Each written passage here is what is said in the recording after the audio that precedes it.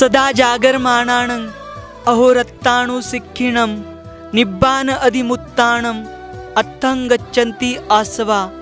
जो सदा जागृत रहते हैं, दिन रात सीखने में लगे रहते हैं, जिनका ध्येय निर्वाण प्राप्त करना है, उनके आश्रव नष्ट हो जाते हैं।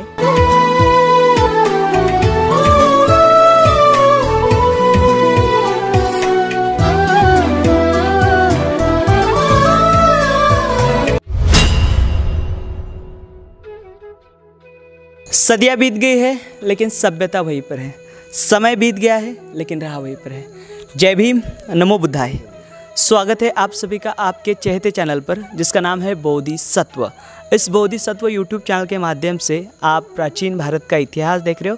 इसमें आम तौर पर प्राचीन बौद्ध गुफाएं, प्राचीन बौद्ध स्तूप, प्राचीन बौद्ध स्मारक, जिनका निर्माण कार्य सम्राट अशोक इनके काल में हुआ है या फिर सम्राट अशोक इनके बाद में हुआ है, ऐसे जो यह प्राचीन बौद्ध गुफाएं, प्राचीन बौद्ध स्तूप है या फिर प्राचीन जितने भी बौद्ध स्थल है, इनकी जानकारी आपको इस चैनल के माध्यम से दी जा रही है।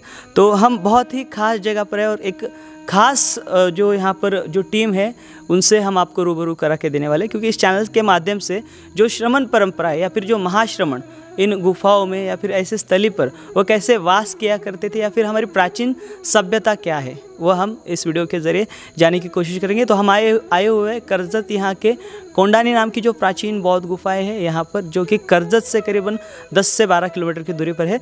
तो यहाँ पर आप मेरे पीछे देख पा रहे हो, यहाँ पर बहुत ही खास विशेष व्यक्तिमत्व आपको दिखाई दे रहे हैं। और ये जो व्यक्ति है या फिर ये जो पहराव आप देख रहे हो, या आपको अमूमन जो प्राचीन बौद्ध गुफाएं या फिर जो हमारे प्राचीन जो शिल्प यानी जो सांची का बौद्ध स्तूप है इसके पास, या फिर अनेक अब अनेकों जगह पर आप देख सकते हो। तो इसकी हम जानकारी लेंगे कि दरअसल यहाँ पर क्या हो रहा है। तो हम यहाँ पर जानेंगे हमारे ज्येष्ठ लेनी संवर्धक, महाराष्ट्र में लेनी संवर्धक नाम की जो मूवमेंट चलती है, यहाँ पर जो लोग कई सालों से काम कर रहे हैं और उन लोगों का काफ़ी सारा एक्सपीरियंस है। भारत भर में की जो प्राचीन बौद्ध गुफाएँ हैं उनको बचाने के लिए हमें क्या करना होगा या फिर किस प्रकार के प्रयास हमें करने होंगे, तो इसकी जानकारी देंगे। तो हमारे साथ है ज्येष्ठ लेनी संवर्धक प्रभाकर जोगदंड साहब। जय भीम साहब। सर, आज का जो ये इवेंट है या फिर ये जो आपने ये पहराव सभी लोगों ने किया है, ये पहली बार हो रहा है या फिर इससे पहले आपने किया, या फिर ये क्यों आप कर रहे हो, इसका मकसद क्या है? एक्चुअली हमने पहली बार नहीं किया है, दूसरी बार किया है जी। इसके पीछे यही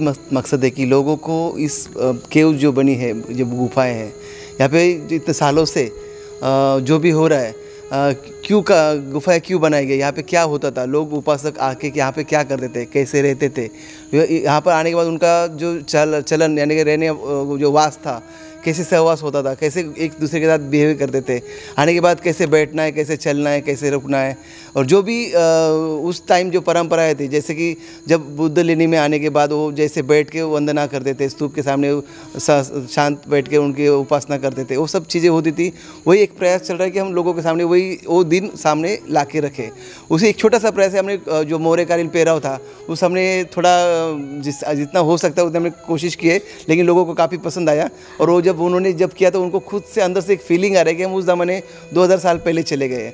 तो उनको एक अंदर से एक सब कुछ फील हो रहा है कि ये सब कुछ हमारे भारत का एक वास्तव था उस ज़माने का, जो हमने आज फिर से एक बार लोगों के सामने लाने की कोशिश कर रहे हैं। और इसी हिसाब से आप देखेंगे सबके चेहरे खुश है। और आज के अभी 3:30 पौने 4 बज चुके रात के, और फिर भी वो उसी एनर्जी के साथ अभी भी वैसे ही डटे हुए हैं। सर, ये कंसेप्ट कहाँ से आया, कंसेप्ट आपको कैसे ये कैसे सूझा कि हमें ऐसा करना चाहिए या फिर ऐसा लोगों के सामने रखना चाहिए कंसेप्ट?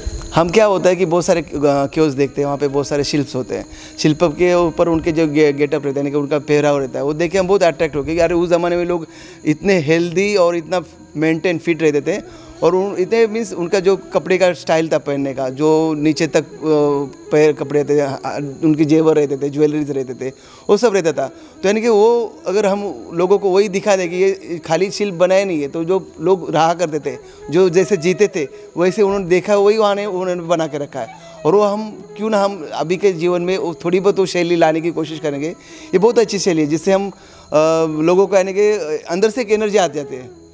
तो वो एक बात है हम लोगों को फिर से एक बार जो तरुण जो यंगस्टर्स है, है, आगे डेवलप करोगे, जो आपने अभी पहराव किया है उसको आप डेवलप करोगे? ज़रूर ज़रूर। हम आगे सोचते कि अगर कोई केओस पे कोई प्रोग्राम होता है या फिर कोई वंदना होती है, बुद्ध वंदना होती है, महाबुद्ध वंदना, वहाँ पे अगर ज़्यादा से ज़्यादा लोग ऐसे पहराव करके आएंगे तो जो सामने वाला देखेगा उसको भी पता लगा ये अपना इंडियन कल्चर और कुछ नहीं, यही था जो शिल्प के माध्यम से अभी भी लेनी पर है, केओस पर है, और वही लोग अभी कर रहे हैं। इसमें कोई बुराई नहीं, उसमें कोई अगर हम देखेंगे तो इसमें बहुत कुछ जो हम राजा महाराजा जब पहनते थे वो सब हम वही दिखाने की कोशिश कर रहे हैं। और एक बात बता दूं आपको, एक्चुअली प्रभाकर जोगदंड सर का जो घर है, उन्होंने घर में मतलब प्राचीन बौद्ध गुफाओं का प्रचार प्रसार होने हेतु उन्होंने अपने घर में ही बौद्ध गुफाओं के जो शिल्प पड़े, जो आप पीछे मेरे जो कमान देख पा रहे हो, जो जिसे पिंपलाकृति कमान अमूमन कहा जाता है, ऐसी कमान जो है सर ने बनाई है। और घर में अपने जो वेदिका पट्टियाँ है जो यहाँ पर हमें गुफाओं में भी दिखाई देगी और स्तूपों पर भी दिखाई देगी,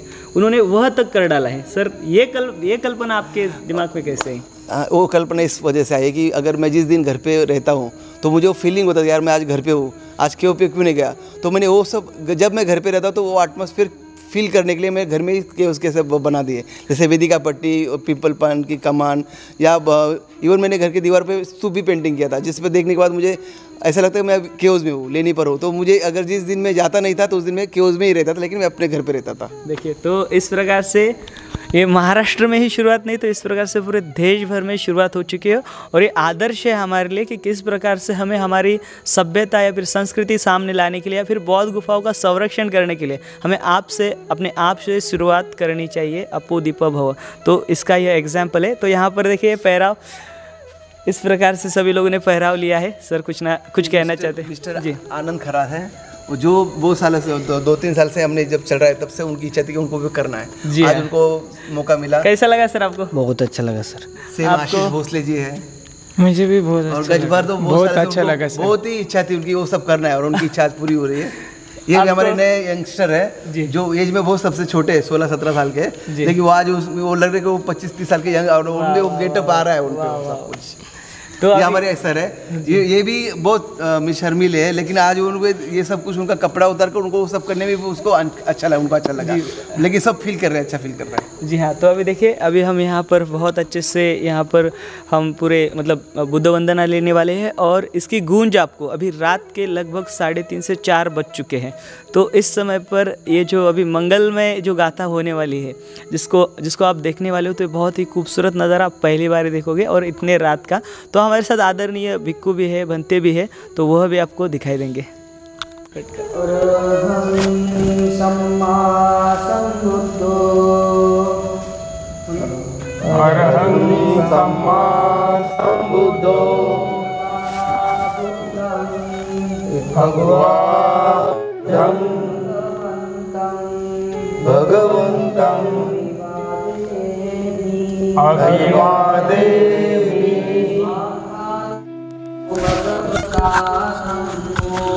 स्वाक्षातो भगवता धम्मं नमस्सामि।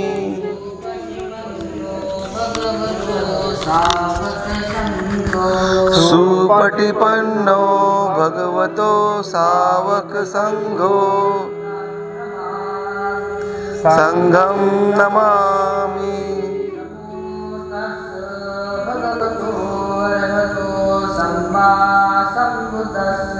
नमो तस्स भगवतो अरहतो सम्मा सम्बुद्धस्स।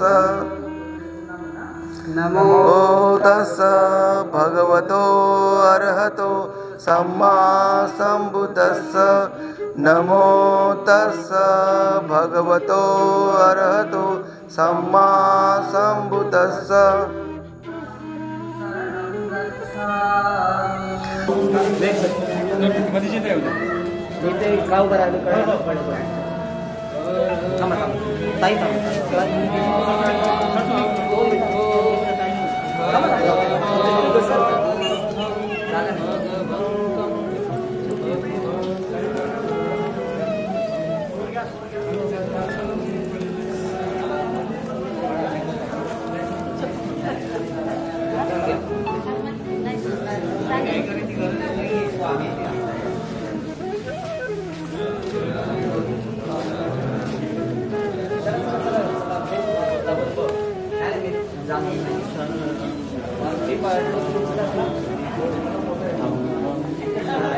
पाणी पाहिजे ना त्या एका वेळी 10 जण जातील ना 10 जण लगेच मध्ये मध्ये तर मागून येईल तर नाही.